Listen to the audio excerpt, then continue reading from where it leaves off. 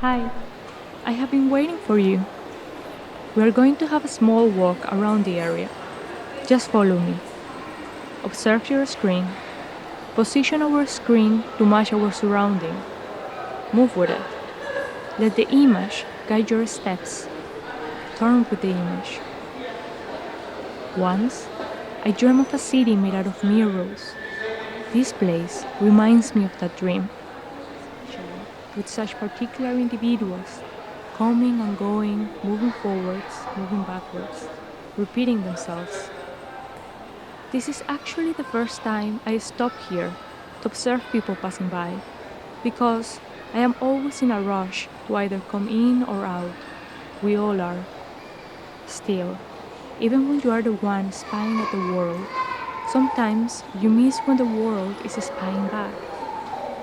Can you see that girl? The one in the pink coat. She has been staring since we arrived. Come. Let's follow her.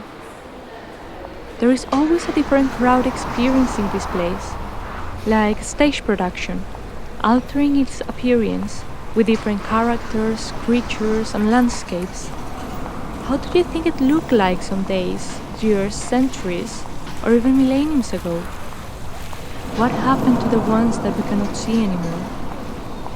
What can you remember or imagine while we continue our journey following her in between the trees and the fountains?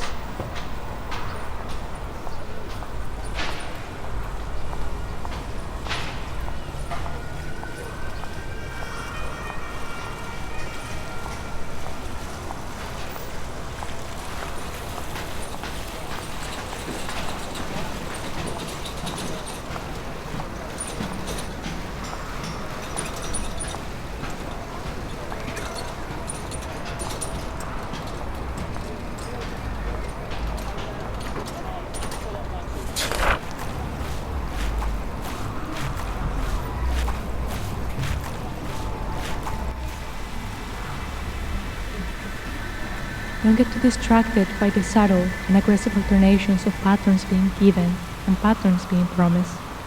I heard that this is how pulloving makes you disappear from reality. An attraction that makes you wander to somewhere that is nowhere. And then you see how time melts in different frequencies that feel so different from one another. To one pattern to the next, jumping in its own tempo, transporting you to nowhere, in between the fountains and the trees.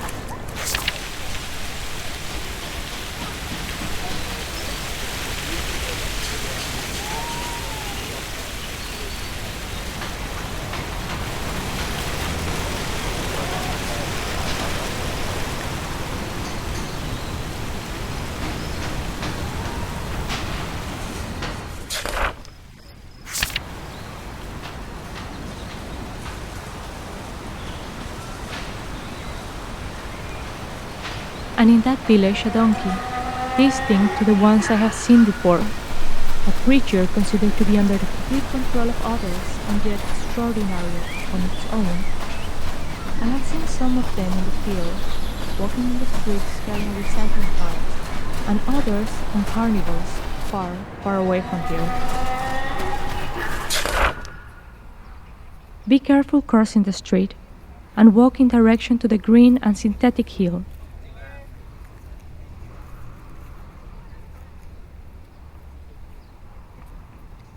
I come here often, as many others when it's not too cold and rainy, to lay down on the green floor and see the reflections of the mirror city. An enjoyable illusion, nowhere close to the fresh smell of grass, but still, an oasis of funny textures. I like being here when I find a quiet spot next to those strangers that eat, talk, smoke, listen to music, and get tanned, until the alarm goes on and it's time to return. There, once again, the girl of the pink coat, and the canal with its floating houses, bathtubs, and people. There used to be a village of 20 adobe houses, built on the bank of a river of clear water that ran along the bed of polished stones. which were wide and enormous like prehistoric texts. The world was so recent that many things lacked names, and in order to indicate them, it was necessary to point.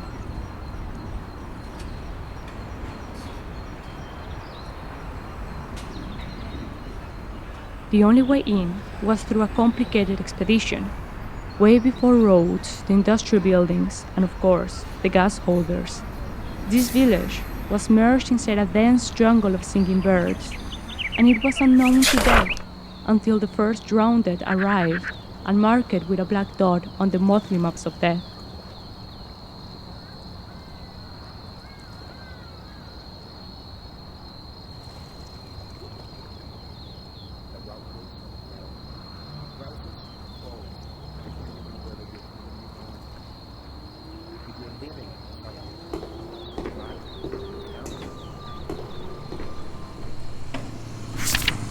What day is today? Tuesday. I was thinking the same thing, but suddenly I realized that it's still Monday, like yesterday. Look at the sky, look at the walls, look at the begonias. Today is Monday too, it's a disaster. Look at the air, listen to the buzzing of the rain. The same as yesterday and the day before. Today is Monday too. It always rains on Monday. That story is like a deja vu that keeps coming back. An illusion of something overly or unpleasantly familiar. This place is always changing, and memory prints in black and white. Grays are lost along the way. Memory is selective fiction of glorified ups and downs, of lost items in the canal that we are trying to get back. Apparently, some still search for what is beyond the surface, what got lost on the way. After all this time, they search to cure their nostalgia. Once they recover what they loved, I wonder if it's still as familiar as it used to be. If that love was simply an addiction of nostalgia.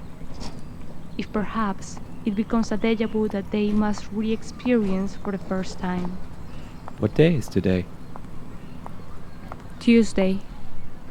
I was thinking the same thing, but suddenly I realized that it's still Monday, like yesterday and the day before.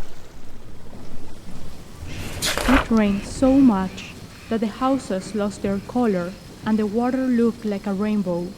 People got lost in the current of mixed objects and were found again at the end of the canal.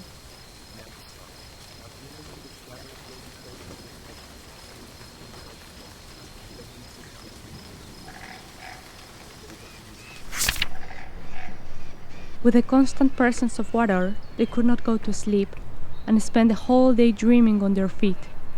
In that state of hallucinated lucidity, not only did they see the image of their own dreams, but some saw the image of dreams by others. It was as if the village was full with visions, full with water. The past and the future were part of the same thing, and reality of the present was a kaleidoscope of disorganized mirrors, where everything could happen. Now, they feel the steps of people passing by, moving the water with their movements, producing vibrations that deeply touch their souls. They like imagining how we are, how we look like. Over the years, they became used to our presence while we ignore theirs. 12 times a year, when it's dark, the inhabitants of the canal come out to float over the canal and produce vibrations of their own. They have felt the changes of the space as it has redefined itself after the flooding.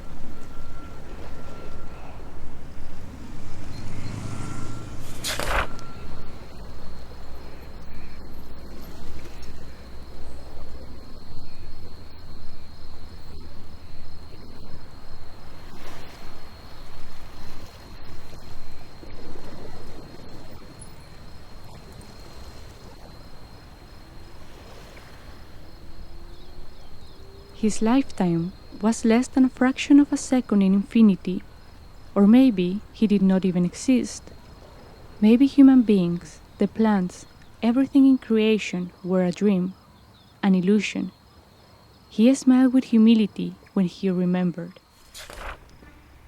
All were gone at the same time, and at the same time they returned, even when things were no longer as they used to be. Everyone picked up from where they left, and death began once again.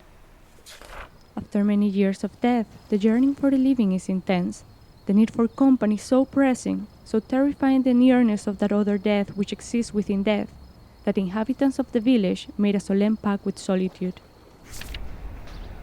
Allowing yourself to get lost, to wander around from time to time, and sit on an empty bench, to imagine external objects not present to the senses, to shape what you think is reality, and what's possible, what to believe. It's wonderful to be lost before realizing that you're lost. That realization is like a spoiler alert, telling you to wake up, telling you to come back.